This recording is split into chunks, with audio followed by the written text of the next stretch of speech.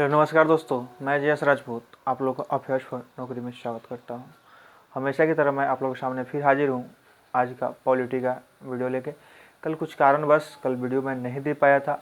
आज डे 7 है, यानी कि हम लोग का आज का 7वां वीडियो है। ठीक है, 7वां वीडियो है जिसमें हम लोग आज बात करने वाले हैं मूल अधिकार या मौलिक अधिकार की। जैसे कि और यह संविधान के 22 भागों में से तीसरे भाग में इसको स्थान दिया गया है। तो इसको आप ऐसे समझिएगा, अगर 22 भाग को याद करना होगा तो धीरे धीरे करके इसको समझते चलिएगा कि भाग 1 में हम लोग जगह की बात किए थे, यानी कि राज्यों का सीमा परिवर्तन, ठीक है, राज्यों को मिलाना, नामकरण, यानी कुल मिला कहा जाए तो भाग 1 में हम लोग पढ़े थे कि जगह देने की बात की गई थी। भाग 2 में क्या किया गया, जब जगह दे दिए तो भाई उसको नागरिकता देने की बात की गई, यानी कि वो आपके फैमिली का यानी आपके देश का मेंबर है। नागरिकता देने का मतलब क्या हुआ कि वो आपका देशवासी है, उसको हर तरह के अधिकार दिए जाएँ, वोटिंग राइट्स वगैरह दिए जाएँ। ठीक है, तो नागरिकता देने नागरिक होने के बाद ही आपको वोटिंग राइट्स वगैरह मिलते हैं। तो अब देखिए, अब नागरिक भी बना दिए हैं, तो अब बात करते हैं कि जब नागरिक बना दिए तो उसके कुछ अधिकार भी होंगे। कोई भी आपके फैमिली में अगर मेंबर आपके बन जाता है तो उसके कुछ अधिकार भी होंगे।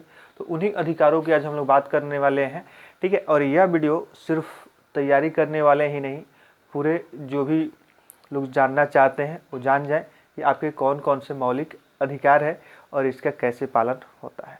तो चलिए हम लोग बात करते हैं कि मूल या मौलिक अधिकार दोनों बात सेम होता है। इसको इंग्लिश में फंडामेंटल राइट्स कहा जाता है। ठीक है, फंडामेंटल राइट्स यानी कि आपको भारत के नागरिक होने के साथ साथ आपके कुछ अधिकार भी हैं, कुछ कर्तव्य भी हैं। ठीक है, तो आज हम लोग अधिकारों की बात करेंगे। पहले अधिकार देख ले, उसके बाद हम लोग अपना कर्तव्य निभाएंगे। जैसे कि हम लोग कुछ पहले मांगते हैं, ठीक है, लेकिन मांगना मेरा अधिकार है, लेकिन कुछ देना मेरा कर्तव्य है। ठीक है, तो चलिए हम लोग बात करते हैं आज कि यह पहले फर्स्ट क्वेश्चन बनेगा कि मूल अधिकार या मौलिक अधिकार किस संविधान से लिया गया। क्योंकि हम लोग संविधान में पढ़े तो उसमें क्या कहा गया, बहुत सारे चीज़ हमारे 60 देशों के संविधान को पढ़ के लाया गया। ठीक है, तो मौलिक अधिकार या मूल अधिकार जो फंडामेंटल राइट्स है वो लिया गया आपको अमेरिका के संविधान से। ठीक है, अमेरिका के संविधान से। एक क्वेश्चन बहुत बार एग्जाम में बनते हैं कि भारतीय संविधान का मौलिक अधिकार किस संविधान से लिया गया है। ठीक है, तो आपको याद रखना है अमेरिका के संविधान से। इसको संविधान से जब लिया गया अमेरिका से, तो भारत के संविधान के किस भाग में इसको जगह दिया गया, कहाँ पे जगह दिया गया भाई, तो भाग 3 में। अनुच्छेद, जब भाग 3 में जगह दीजिएगा तो अनुच्छेद भी में तो जगह देना होगा। तो अनुच्छेद 12 से 35 में, ठीक है, यानी 12 से शुरू करके 35 तक इसको स्थान दिया गया है। यानी कि लगभग कहा जाए तो 23-24 अनुच्छेद ऐसे हैं जो हमारे मौलिक अधिकारों के वर्णन करते हैं कि किस किस तरह के हमारे अधिकार हैं। ठीक है, चलिए आगे हम लोग बात करते हैं कि इसकी शुरुआत जो हुई थी मैग्ना कार्टा वर्ड से हुआ। इसका अर्थ होता है अधिकार पत्र। ठीक है, अधिकार पत्र कुछ बुक्स वगैरह में पढ़िएगा तो भारतीय संविधान के भाग 3 को, ठीक है, भारतीय संविधान के भाग 3 को मैग्ना कार्टा या अधिकार पत्र के नाम से भी जाना जाता है, ये याद रखिएगा। ठीक है, किस भारतीय संविधान के कौन से भाग को, भाग 3 को। ठीक है, यह शब्द जो है फ्रांस से शुरू हुआ था। फ्रांसीसी भाषा में इसका अर्थ अधिकार पत्र होता है, लेकिन फर्स्ट बार इसको यूज हुआ ब्रिटेन में। वहाँ के मजदूरों ने जब हड़ताल वगैरह किया, अपने अधिकार की मांग की तब। ठीक है, तो याद रखिएगा कि मैग्ना कार्टा कहाँ पे, और भाग 3 में, और इसका अर्थ क्या होता है, अधिकार पत्र। जब तक आप अधिकार के लिए नहीं लड़िएगा, जब तक आप अपने अधिकार का डिमांड नहीं कीजिएगा, तब तक आपको अधिकार मिलने वाला नहीं है। ठीक है, वो आपका परिवार हो, आपका राज्य हो, आपका देश हो, कहीं भी हो। चलिए अब बात करते हैं कि अब ये तो हो गया मैग्ना कार्टा, लेकिन भारत के संविधान में इसको शामिल करने के लिए, जैसे कि हम लोग प्रस्तावना पढ़े तो इसके लिए कुछ प्रोस्पेक्टस थे, कुछ प्रस्ताव वगैरह दिए गए, तो प्रस्तावना को शामिल किया गया। तो मौलिक अधिकार के लिए कैसे कैसे क्या हुआ उसको भी हम लोग जानते हैं। ठीक है, इसको मौलिक अधिकार को शामिल करने के लिए 1928 में नेहरू रिपोर्ट एक आई थी। ठीक है, जिसको फिर 1931 में, ठीक है, यहाँ याद रख लीजिएगा, आप लोग को याद रखना चाहिए, नेहरू रिपोर्ट, ठीक है, 1928। इसी के आधार पर मैंने कहने मतलब कि मौलिक अधिकार भारतीय संविधान में जोड़ने की बात शुरू हुई थी। ठीक है, तो 1928 के बाद 1931 में क्या हुआ, कराची अधिवेशन हुआ। कराची जो पाकिस्तान में पड़ता है, कराची अधिवेशन में कांग्रेस ने मौलिक अधिकारों की मांग की। ठीक है, यानी कि पहली बार किस अधिवेशन में मौलिक अधिकारों की मांग हुई, तो कराची अधिवेशन में। कब हुई थी, तो 1931 में। ठीक है, 1931 में मांग हुई थी।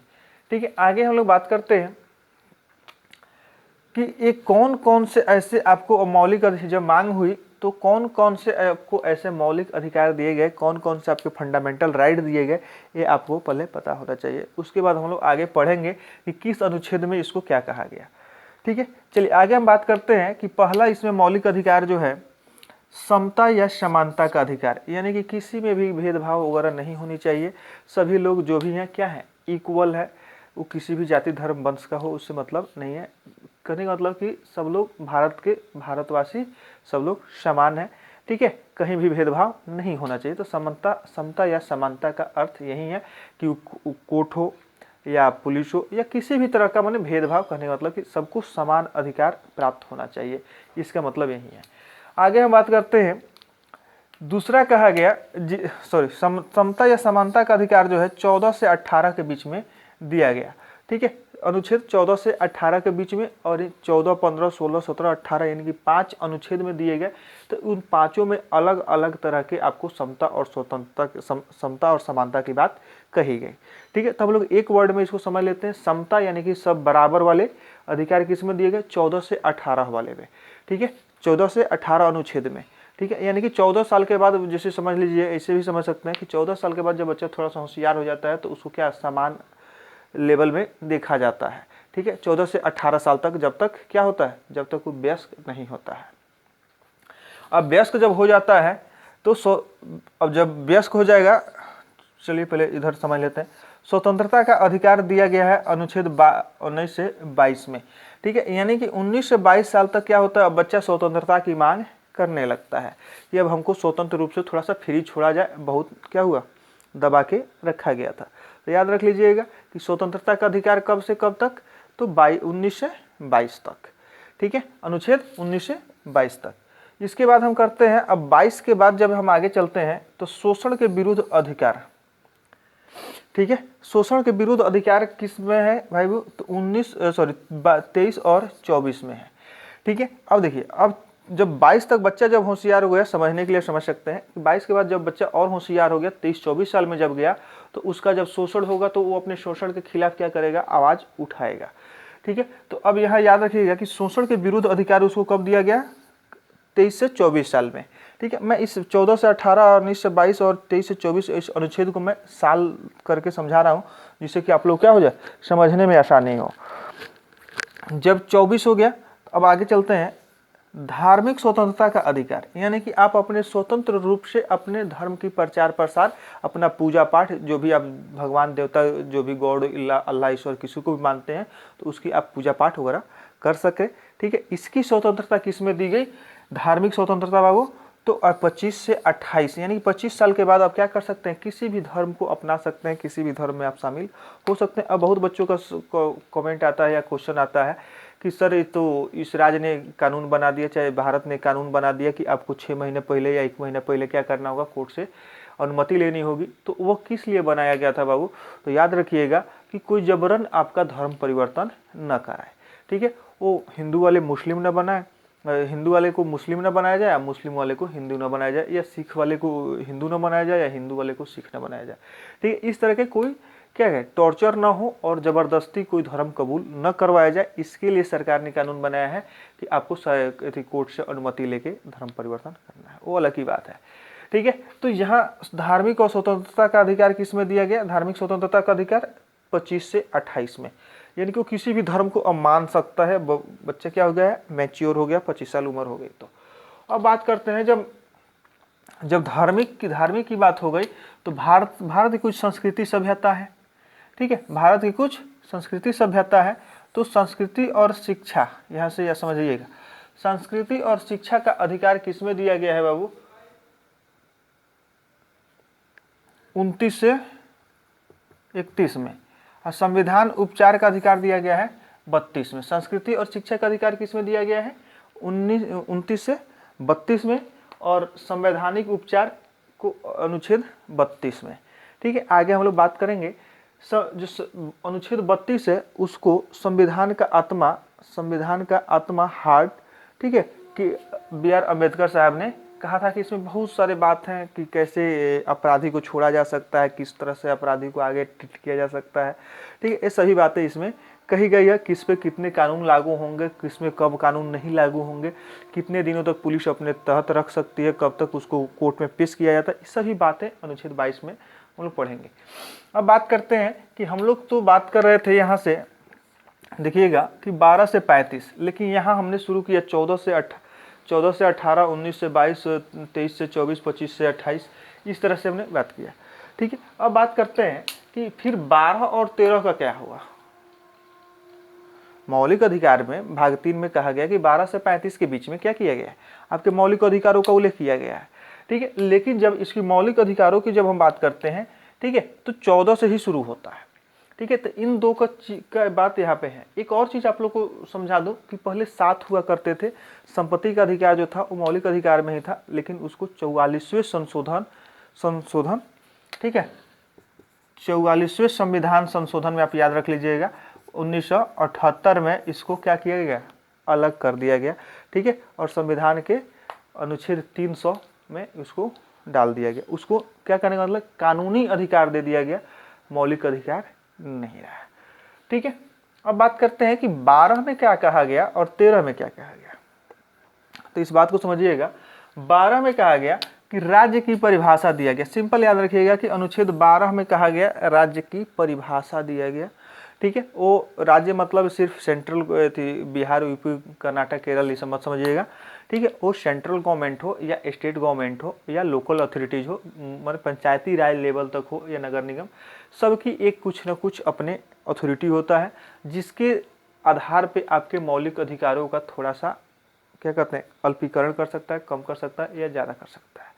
ठीक है, तो बस इतना ही याद रखना है कि अनुच्छेद 12 में राज्य की परिभाषा दी गई, जिसमें स्टेट, सेंट्रल गवर्नमेंट या लोकल बॉडी जो भी गवर्नमेंट लेवल के काम करते हैं, जो भी अथॉरिटी वगैरह है, ठीक है, उसके भी अधिकारों का उल्लेख किसमें किया गया, अनुच्छेद 12 में किया गया। राज्यों का भी तो कुछ अधिकार होगा। ठीक है, अब बात करते हैं अनुच्छेद 13 में। अनुच्छेद 13 में कहा गया कि मूल अधिकारों को असंगत होने पर अल्पीकरण करने का अधिकार है। ठीक है, मूल अधिकारों को असंगत होने पे क्या करना है, अल्पीकरण, यानी कि उसको कम करने का। जैसे कि मान लीजिए किसी को मूल अधिकार है, सबको मूल अधिकार है, ठीक है, कि फ्री घूम सकते हैं, ठीक है, कहीं भाषण दे सकते हैं, अभिव्यक्ति की स्वतंत्रता है। ठीक है, तो ये सब कुछ जब हुआ है तो ऐसा नहीं ना है कि हम किसी को कुछ कह देंगे। जब हमको स्वतंत्रता मिलती है यहाँ पे क्या, स्वतंत्रता का अधिकार, तो इस स्वतंत्रता का अधिकार में कहा गया है कि आप कहीं कुछ भाषण दे सकते हैं, ठीक है, कहीं रैली कर सकते हैं। तो अब ऐसा नहीं ना है कि देश के विरोध में करने लगेंगे। ठीक है, तो वहाँ पे क्या होगा, वहाँ पे सरकार हमारे इस अधिकार को क्या करेगी, अल्पीकरण करेगी, यानी कि न्यून करेगी, कम करेगी। ठीक है, इसमें उसको अधिकार दिया गया है कि अगर हम अपने अधिकारों का क्या करते हैं, मिसयूज करते हैं, ठीक है, तो उस पर सरकार प्रेशर बना सकती है, उसको कम कर सकती है। ठीक है, अब बात करते हैं थोड़ा सा अनुच्छेद 14 की। तो 14 में कहा गया, देखिए 14 में यहाँ हमने क्या कहा, समता और समानता का अधिकार 14 से 18 में कहा गया है। तो अनुच्छेद 14 में कहा गया कि कानून के समक्ष समानता, यानी कानून के समक्ष आप एक साधारण किसान है तो, या मजदूर है तो, या राष्ट्रपति है तो, ठीक है, या बड़े आदमी है तो, ठीक है, सबके लिए क्या होगा, समान होगा। ठीक है, लेकिन थोड़ा सा इसमें क्लासिफिकेशन किया गया है, आगे आप लोग पढ़िएगा। ठीक है, बस इतना ही आप लोग याद रखिएगा कि 14 में क्या कहा गया है कि कानून के समक्ष समानता, वो कोई भी हो, राजा रंग कोई भी हो, कानून सबके लिए क्या होगा, समान होगा। ठीक है, बस थोड़ा सा क्लासिफिकेशन कर दिया गया कि मान लीजिए कि एक ही तरह का अपराध में तो सबको लगेगा। ठीक है, कुछ बच्चे के लिए अलग कानून हो जाएगा, थोड़ा सा जो युवा है उनके लिए कुछ अलग हो जाएगा। ठीक है, तो इस तरह के कुछ थोड़ा सा डिफरेंसेस हैं, वो एग्जाम में आपके नहीं बनते हैं। आगे हम लोग बात करते हैं अनुच्छेद 15 की। इसमें कहा गया जाति, ठीक है। अनुच्छेद 15 में कहा गया जाति धर्म वंश जन्म स्थान के आधार पर समानता होनी चाहिए।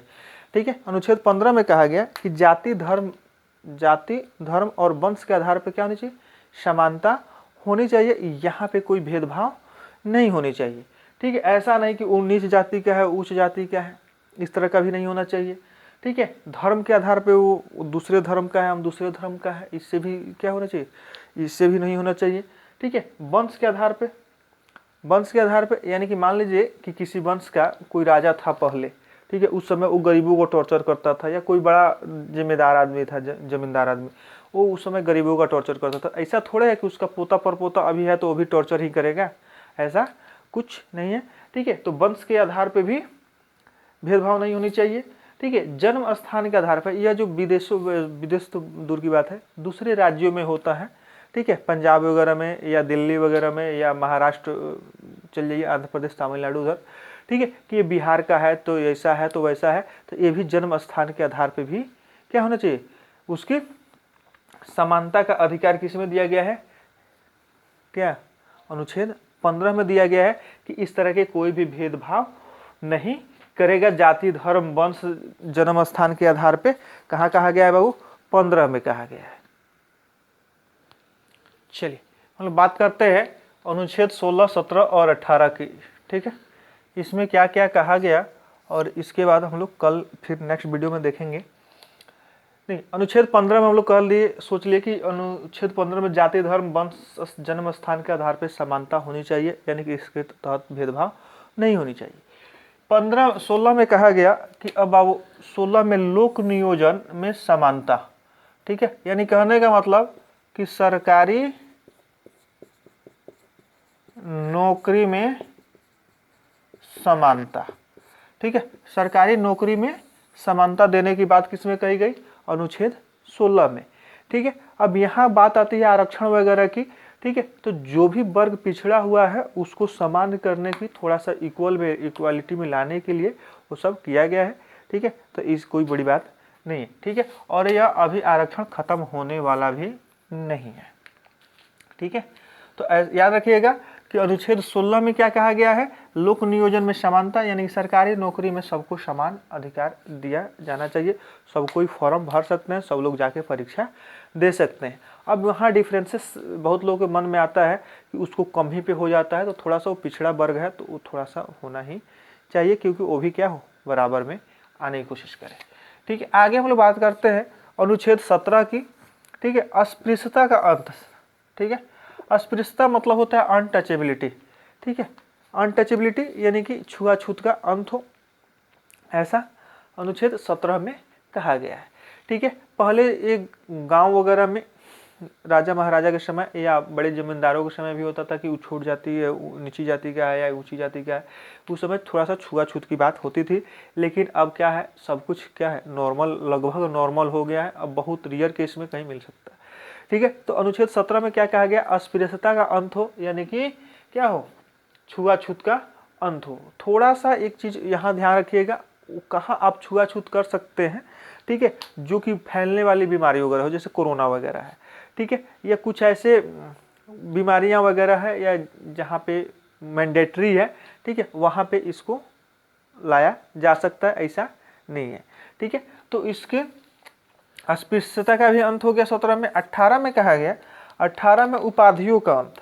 ठीक है, उपाधियों का अंत यानी कि जैसे कि राजा महाराजा लोग को स्पेशल उपाधि मिल जाता था, जैसे सर का उपाधि मिलता था, नाइटहुड का उपाधि मिलता था। ठीक है, तो ये ब्रिटिश गवर्नमेंट बहुत इंडियन लोगों को क्या क्या करके रखा था, बहुत सारी उपाधि देकर रखा था। ठीक है, तो उसका भी अंत हो गया, यानी कि आप अपने नाम के साथ सरनेम की तरह, ठीक है, कोई भी उपाधि वगैरह लगा के आप अपने आपको बड़ा दिखाने की कोशिश नहीं कर सकते हैं। ठीक है, यहाँ तक कि आप पद्मश्री, पद्म विभूषण जो और भारत रत्न जो भी अवार्ड्स वगैरह होते हैं, ठीक है, वो भी आप नाम के साथ अपने से नहीं जोड़ सकते। भले ही अगला कुछ बोल दे कि पद्मश्री ए चाहे पद्म विभूषण ए, ठीक है, तो वो अलग की बात है, लेकिन नाम के साथ जोड़ना नहीं है। ये मना किस में किया गया है, अनुच्छेद 18 में। याद रखिएगा, भारत रत्न, ठीक है, या पद्मश्री, पद्म भूषण, ठीक है। यह पद्मश्री जी जो 4 पुरस्कार हैं ये अनुच्छेद 18 के तहत ही शुरू किए गए थे। ठीक है, यह अनुच्छेद 18 के तहत ही शुरू किए गए हैं। ठीक है, तो चलिए आज के लिए इतना ही। अगर वीडियो अच्छा लगे तो अपने दोस्तों में शेयर कीजिएगा और कमेंट करके हमें ज़रूर बताइएगा कि आपको वीडियो कैसा लग रहा है। तब तक के लिए जय हिंद, जय भारत।